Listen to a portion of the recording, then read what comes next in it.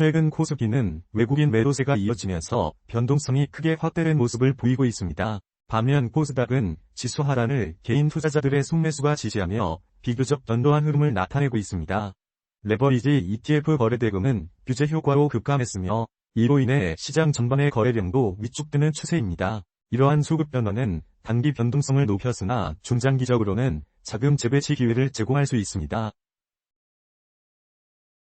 삼성전자와 SK 하이닉스는 외국인 매도세 확대에 힘입어 약세가 지속되고 있습니다. 시장에서는 메모리 반도체 사이클이 정점에 도달했는지에 대한 논쟁이 활발히 진행되고 있습니다. 다만 장기적으로는 슈퍼 사이클에 대한 기대감이 남아있어 향후 반등 가능성을 배제할 수는 없습니다.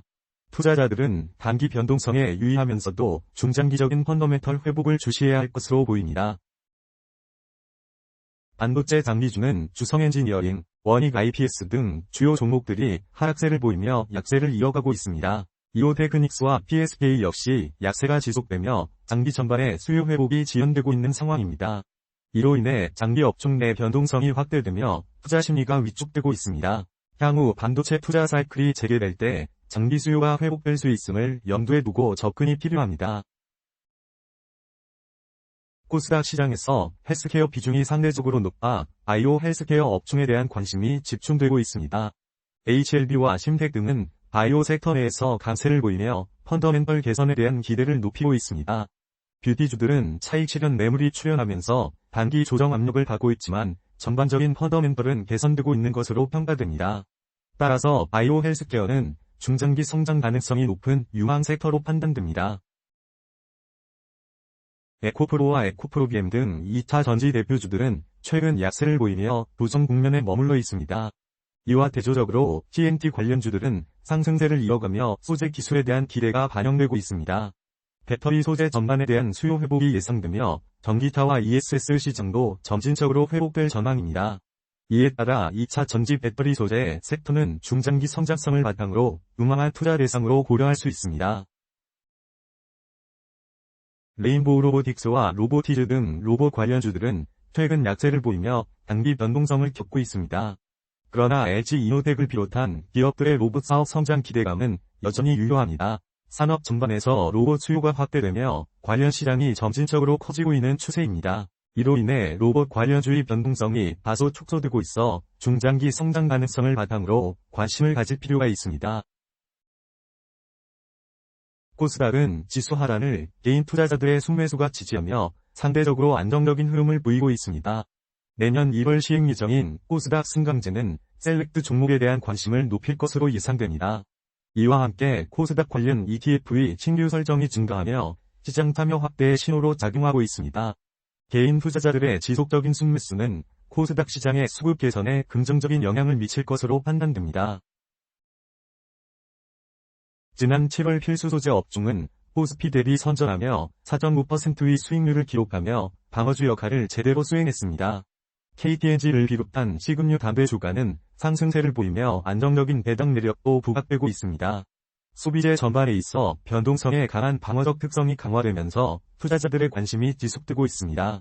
차익 실현 매물이 일부 출현하고 있으나 전반적인 펀더멘털은 견조하여 장기 투자 관점에서 유망한 섹터로 평가됩니다. 우주 태양광 분야에서 페로브스카이트 기술이 주목받으며 관련 기업들에 대한 관심이 높아지고 있습니다. 야스는 디스플레이 증타 기술을 기반으로 차세대 태양전지 제조 장비 시장에 진출하며 성장성을 모색하고 있습니다. 차세대 태양전지에 대한 장비 수요 확대가 기대되며 태양광 소재 분야에서는 내수전자재료 등이 상승세를 보이고 있습니다.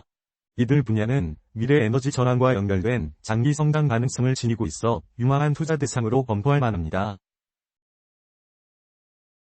종합적인 시장 동향을 고려할 때 바이오 헬스케어 섹터는 코스닥 내 비중 확대가 기대되며 펀더멘털 개선이 진행 중으로 유망합니다.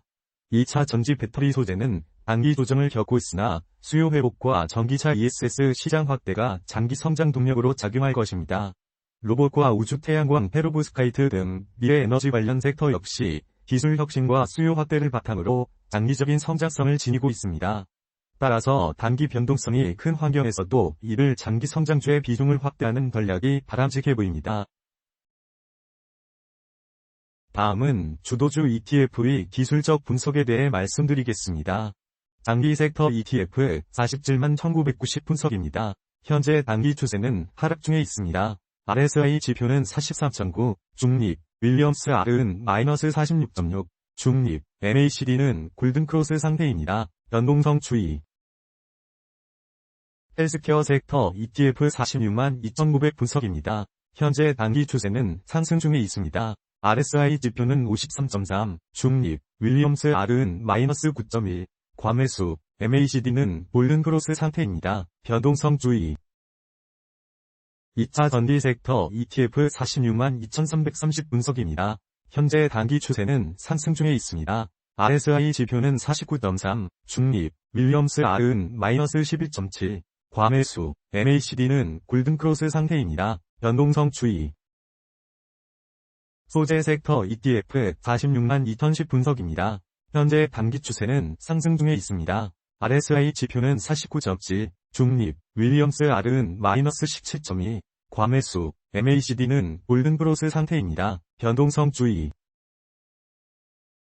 우주 섹터 ETF 46만 3250 분석입니다.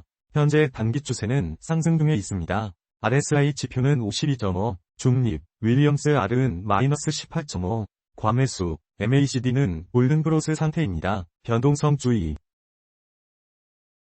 태양광 섹터 ETF 45만 7990 분석입니다.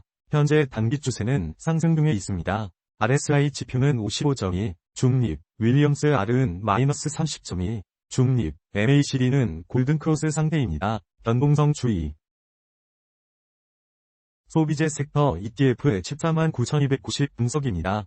현재 단기 추세는 하락 중에 있습니다. RSI 지표는 45.7, 중립, 윌리엄스 R은 마이너스 37.6, 중립, MACD는 골든크로스 상태입니다. 변동성 주의.